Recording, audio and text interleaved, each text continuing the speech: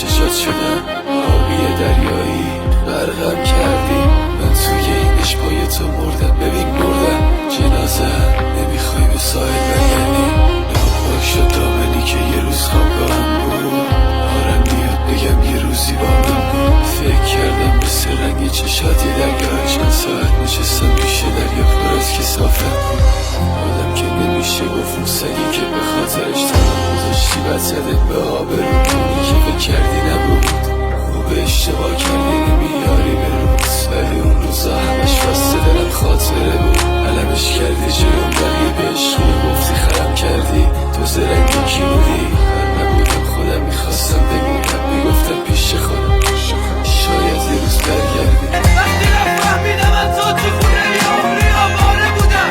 یعنی دیگه من قراره اینجا تنها بمونم. انگار نه انگار یه دلیش بشستم. اما جون من نگه از سر رستازیه ها. این کارو با خودت نکن، این کارو با خودت نکن. رفتی خودت شبای تو بغل هم بودن و گریه های لحظه و من از پسش بر نمیام. این کارو با دلم نکن.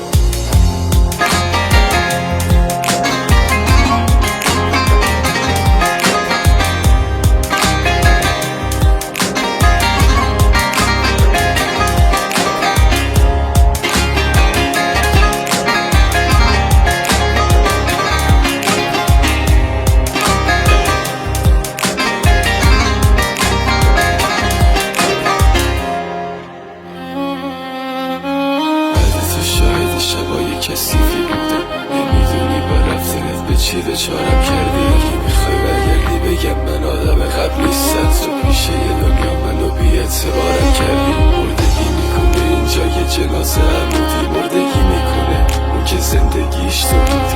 با نمک شدی وقتی دیدی پر زخم تنم.